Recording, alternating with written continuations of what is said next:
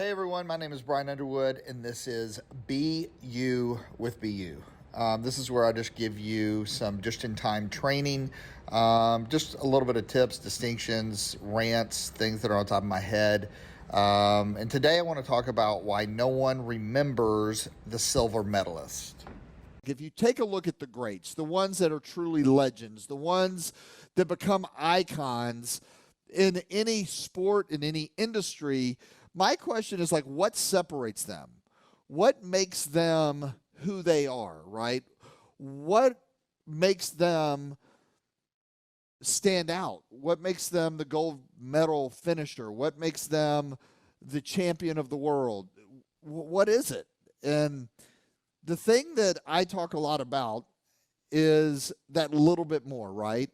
It's the 1% rule. Like, what does 1% better mean? Because every single day we have the ability to give ourselves the gift of being 1% better today. And every day is a brand new day.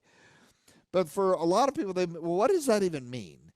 And I think that you have to look at the variable of all of these people that become champions and the people that don't. I don't believe it's talent that separates people from becoming legends or making a major difference. I don't believe it's talent.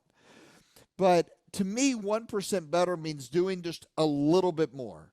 Doing everything that you're doing, but a little bit more. And we all have that ability to tap in to that extra reserve just a little bit, right? It's not a lot. And I think sometimes we become overwhelmed at the task of having to be and having to finish at a place of being a champion when we're just getting started, right?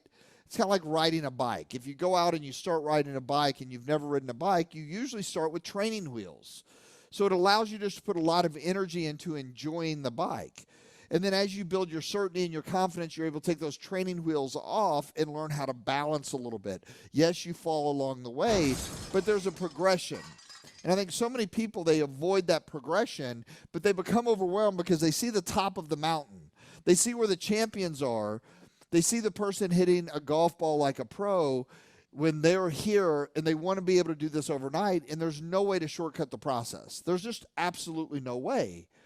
However, if you buy into this process of all you can do is all you can do, but that's enough, then it gives you the ability, the belief, the certainty to do just a little bit more that day, right? And over the course of time, if every day you're focusing on winning 1% better, over the course of 365 days, you've made a major leap.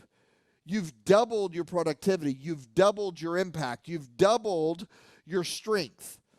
And so, what do successful people do that the unsuccessful people don't do? And success is all relative. So make sure that you're understanding that we all have a definition of success. But whatever your definition of success is, your definition of successful, what is the difference in that and what the unsuccessful person doesn't do? See, the successful person does everything the unsuccessful person doesn't do, but they always do a little bit more. They just do a little bit more. And, a great example of this, I think, is the entire concept of 212 degrees, like 1% more, 1 degree more, right? And I want you to think, like, boiling water has the capacity, right, to either soften potatoes or harden eggs, right? So, like, that 1 degree difference, based on our perspectives, gives us the ability to do so much. At 211 degrees, it's just hot water. At 212 degrees, it can fuel an engine to travel around the world. Does this make sense to you guys?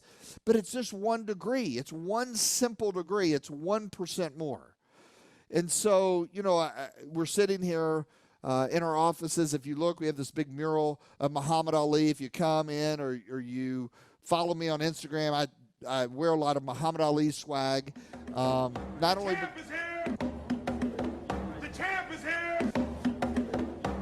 because he was a champ, he told people he was a champ far before he got the belt, right? I will show you how great I am.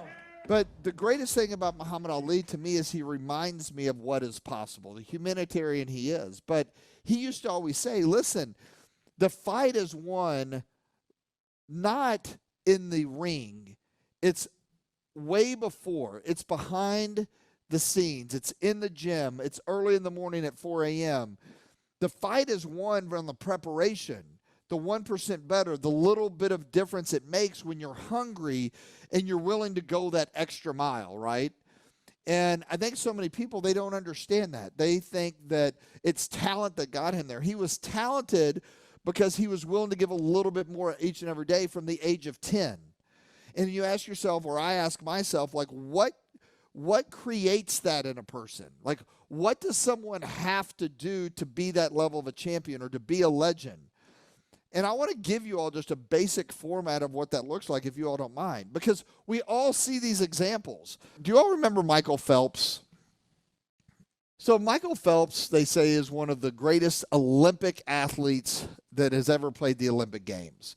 Won more gold medals than any other athlete that's ever stepped on the playing field, right? And I just remember hearing a segment in an interview with Michael Phelps after the 2008 Olympics. And if you don't remember the 2008 Olympics, it was an Olympics where he was breaking all the records. He was at the prime of his career. He was favored by a long shot to win all the races, right? This wasn't when he was necessarily the underdog.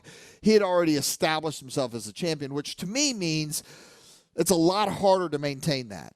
But he gets into the 100-meter butterfly, and they thought he was going to win by, he has this race. Well, he found himself in a dogfight. Not only did he find himself in a dogfight, coming down the home stretch, he was behind. And you can go watch the replay. He's behind, and he's coming in, and literally he finds an ounce of energy, and they tap. And you can't even tell by the naked eye. They waited for, 20, 30 seconds to see who won before they posted it. And they posted Michael Phelps won. It was so close that you couldn't tell by the naked eye.